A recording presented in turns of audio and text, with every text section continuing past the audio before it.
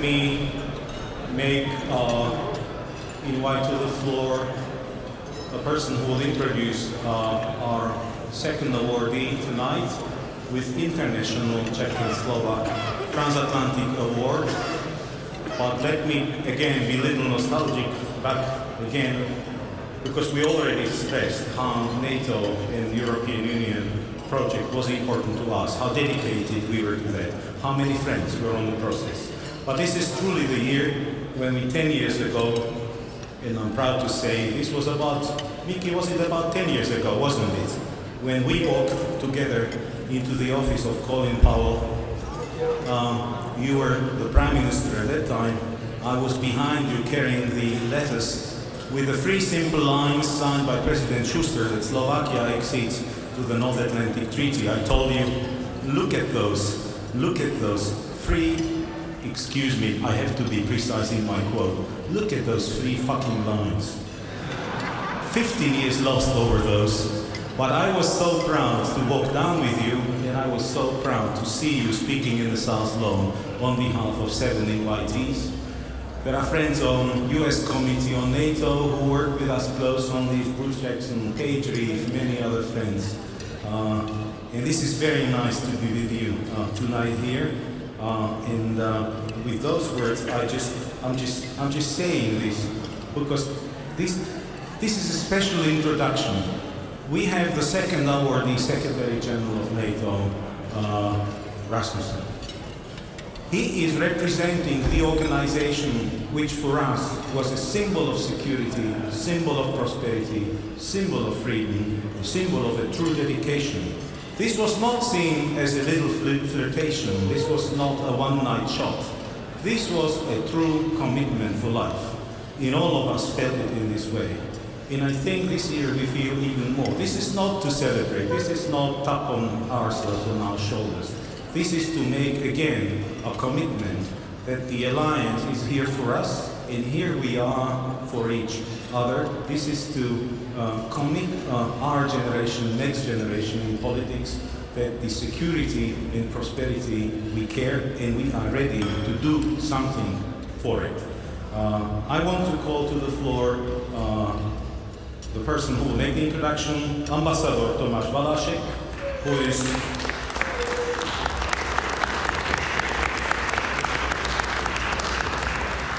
like Martin, member of our advisory board. He is honorary chair of our think tank, Central European Policy Institute, and co-founder of that think tank a couple of years ago. He's our third rep at NATO today, but first of all, dear friend of ours, Tomáš. Now I pass the floor on to you for the special moment and special responsibility which I bestow on your shoulders now.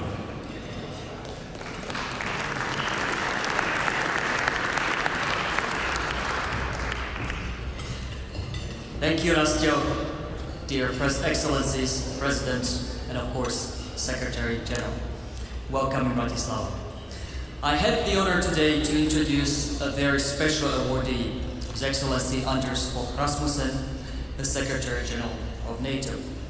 Secretary General Anders, if I may, you were the first Prime Minister to become a leader of the Alliance, but certainly not the last. You were such success that the Member States have recently appointed another Prime Minister as your successor, hoping he would be like you. Your talents, your gravitas, and your great experience shone through almost immediately. You turned out to be a wise choice. You showed determined leadership from day one. It was under your leadership and under your guidance that the Alliance had managed some incredible feats. We have adopted a new strategic concept, one that has withstood the test of time so well that despite the events in Ukraine, we wouldn't change a line in it. It was under your leadership that the Alliance has launched and finished the quickest operation, NATO operation, in its history, Operation Unified Protector in Libya. And of course, you have presided over the transition of security in Afghanistan to the Afghan people, an achievement which we will mark at the summit in Wales this September with the closure of ISAF, NATO's longest-running mission. In your spare time, so to speak, you have also managed what some thought absolutely impossible, which was to reform the alliance, make it leaner, reform the command structure, slim it down, and make it more effective. I, among other people, as a think tanker many years ago, wrote that this was politically impossible. You have proven us wrong, and that is another testimony to your patience and your persuasion. Secretary General, this is, of course, a Czechoslovak award. So let me also speak briefly to the importance of your legacy in the eyes of the Czechs and Slovaks. You will be remembered here for the support you extended to NATO and EU membership aspirations of our countries and, of course, of all Central and East European countries. Most people know you by now, and you have become identified with your current job as NATO Secretary General. But of course, in your previous capacity, as Danish Prime Minister, you presided over the EU's Copenhagen Summit, and it was there that the EU made the memorable decision to enlarge to the 10 new countries, including our 2 republics. It was there that you have, in a very important way, helped to change the life of these 2 countries forever. We still have some unfinished business, and I suspect Foreign Minister Lajčák may have been talking to you about it over the dinner already. We believe that the crisis in Ukraine has only strengthened the case for the enlargement of NATO. I know you personally to have been very supportive of open door in our formal and informal deliberations at the headquarters. And while I realize that we, the member states, haven't always made your life easy because of our differences on the subject, I appreciate and count on your patience and your support for enlargement in the run-up to the Wales Summit. Secretary General, no crisis has required and called in your leadership skills and qualities more than the present crisis in Ukraine. Your response has been nothing short of exemplary. You never once minced your words when it came to describing the events for what they are, a gross violation of all accepted international norms and principles, and as a challenge to all of us. You have sometimes come under criticism for calling a spade in some of our internal debates. We are delighted that you have been such a forthright advocate and you've been so honest and so straightforward about describing what is happening right to our east. You have worked tirelessly since the crisis began to make NATO readier and more agile in responding if similar such event occurs in the future.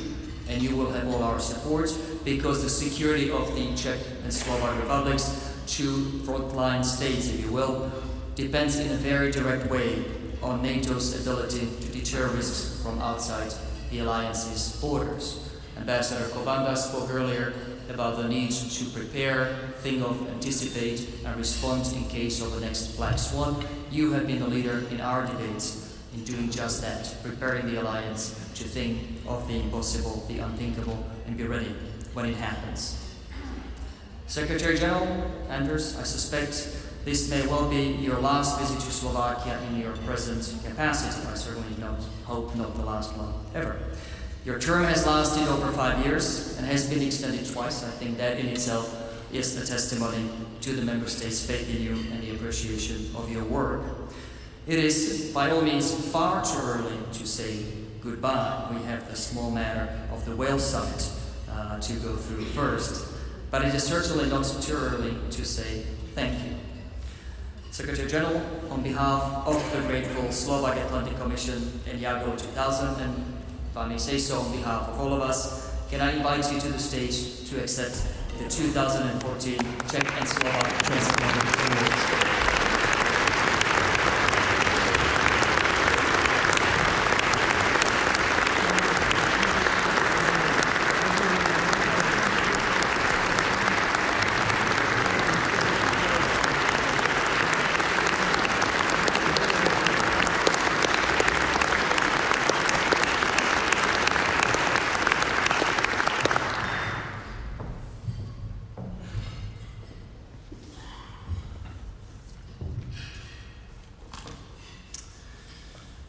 Presidents, Prime Ministers, Ministers, Excellencies, ladies and gentlemen, last but not least, Thomas, thank you very much for that very generous introduction.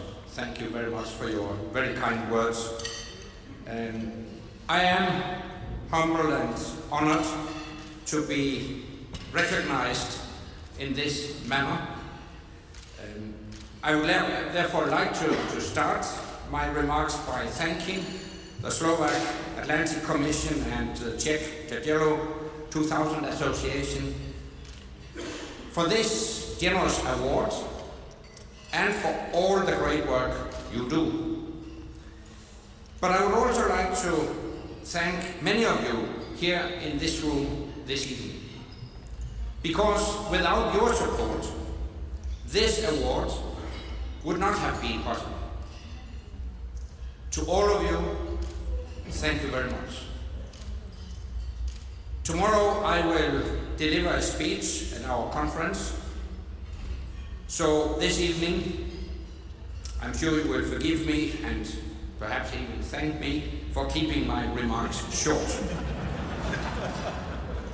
Our dinner tonight is an opportunity to celebrate several key anniversaries and to remind ourselves of how far we have come these past 25 years. We closed a dark chapter in Europe's history. We healed many of the divisions of the past, and we opened the door to a new era where freedom, peace, and prosperity could flourish. And I still remember the historic moment in December 2002 in Copenhagen, when I, as President of the European Council, after successful accession negotiations with 10 Eastern and Central European countries, could declare, our new Europe is born. But we cannot take this progress for granted. And with its aggression against Ukraine these past few months, Russia has called into question the very values and norms upon which we have built modern Europe. Freedom, democracy, the rule of law, the inviolability of borders, and the right of sovereign states to choose their own fate. NATO has stood strong, not only in protecting the territory and populations of our 28 allies, but also in defending those values and norms, and no one should doubt that we will continue to stand strong.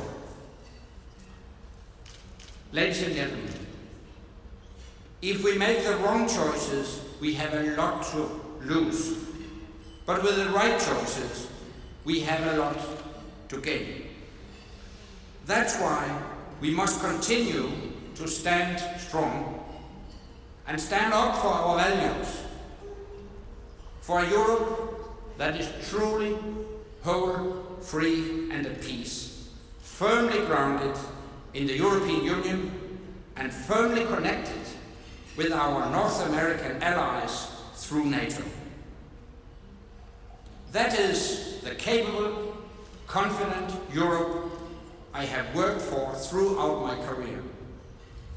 I know it's a vision you share. It's a vision we should continue to uphold. And I thank you again for recognizing my commitment with this generous award. Thank you very much.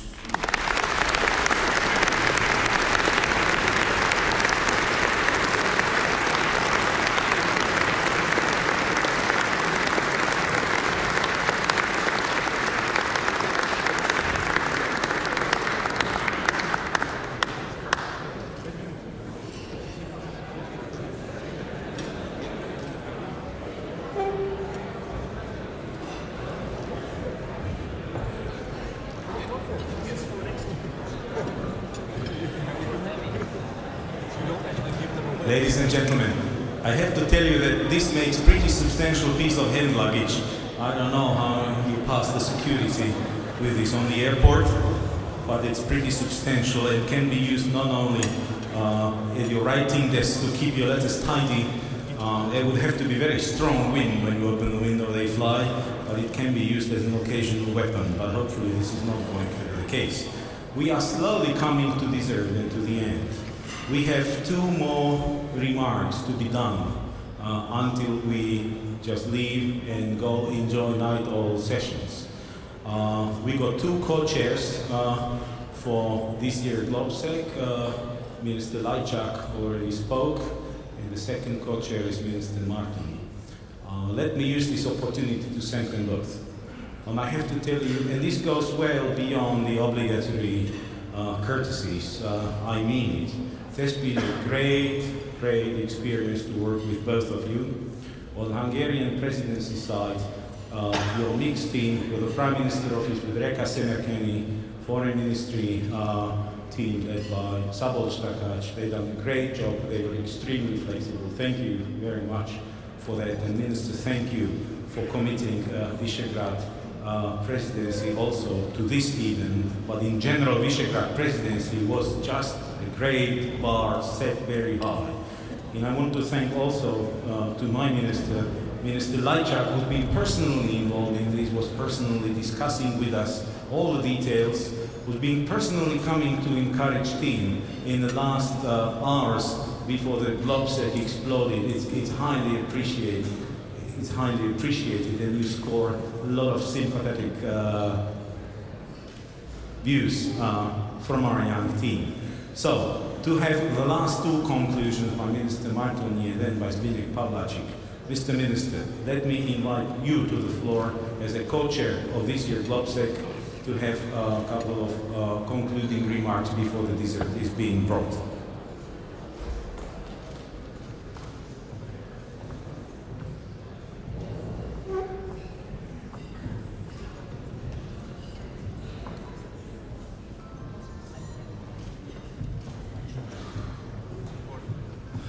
Excellencies, ladies and gentlemen, dear friends, there will be no more speeches. I don't want to repeat everything what I have said this afternoon a couple of times already. So just first and foremost, I would like to congratulate to Ambassador Kowanda and Secretary General Rasmussen. That's really a great occasion, and I'm very grateful that I could be present. I would also express my thanks to Mr. Ottokar Klein, who I believe left in the meantime, for his fantastic performance by singing the most well-known, most popular Hungarian opera from 19th century. There is no Hungarian, young or old, who, when listening to this aria or song, is not moved. So to be quite frank, it has just been the same with me now. But I also would like to express my thanks and gratitude to you, Rastislav and Miroslav, for this conference, for everything you have done in the last 9 years in building up this fantastic exercise, which is GlobeSec. But Miroslav, I would like to address you some very special recognition and thanks for everything what you have done in the last couple of years for the development and deepening of our bilateral relations. This afternoon I restricted myself to V4 because, of course, that was my capacity to speak on behalf of the presidency of V4, which you are going to take over very soon in a couple of weeks. But now I really would like to underline that personally I will never forget our friendship and our cooperation also in the bilateral framework. We did our best, and we are going to do our best also in the future so that there will be a real understanding and friendship between our two nations. And I think you can be proud of that, and you can count on us as well in your future efforts. Now, that's true. This is my last foreign trip. And although I started to sweat a little bit when Rastislav, you referred to me as the Hungarian Prime Minister, so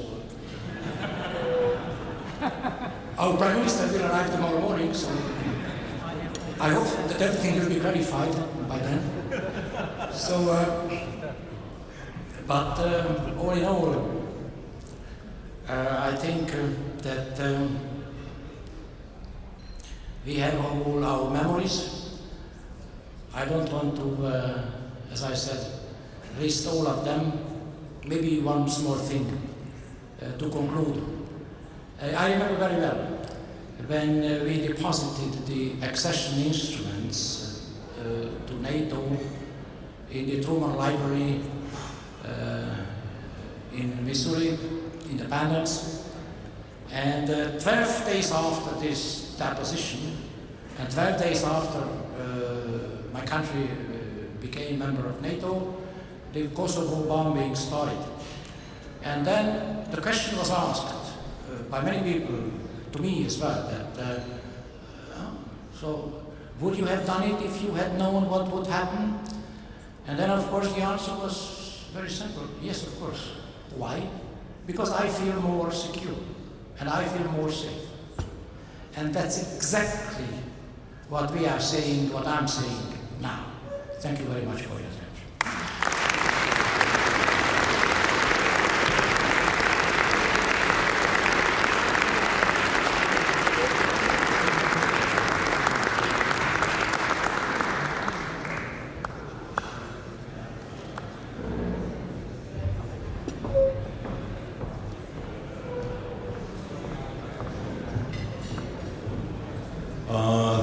This transatlantic dinner is done traditionally on a mutual agreement with Gala 2000, and I'm very glad about this cooperation. We signed a memorandum a couple of years ago that in Ostrava they do a unique event of its kind, Days of NATO in Ostrava, which always keep amazing me how many people come and how extremely well organized that event is. Zbigniew Pawlacik is here as our partner and chairman of Gala 2000. I want to welcome him and I want to give him the floor to make the last point. And this, as I usually do in Ostrava in September, I have to recognize Sasha Vondra, who is an honorary president of Gala. It's been a great, great time to work with you, Sasha, on everything what we do together. It's been but now, this is a huge responsibility because when you say things, I'll say nothing more, you know, so it's very unusual for me to be in that position. My wife, she knows, and she complains, of course, but now I give the floor to you and I say no more word tonight. Bine. Thank you very much for great cooperation. Thank you all, but stay for desserts, for sure. Rastio, thank you very much. It's always challenging to be the final speaker of this very distinguished Gala dinner. But let me, in the behalf of Gala 2000 Czech European Council, to congratulate to both of the persons who were awarded this evening, Ambassador Komanda and NATO Secretary General Rasmussen, and also to Slovak Atlantic Commission that which have accepted our suggestion to run this award to the persons who supported and who created our board safer a couple of years ago. I think this cooperation illustrates our absolutely brilliant bilateral relations between Czech Republic and Slovakia. Maybe our relations is not so good only when the ice hockey championship is running, but I think it has also excellent potential for the future.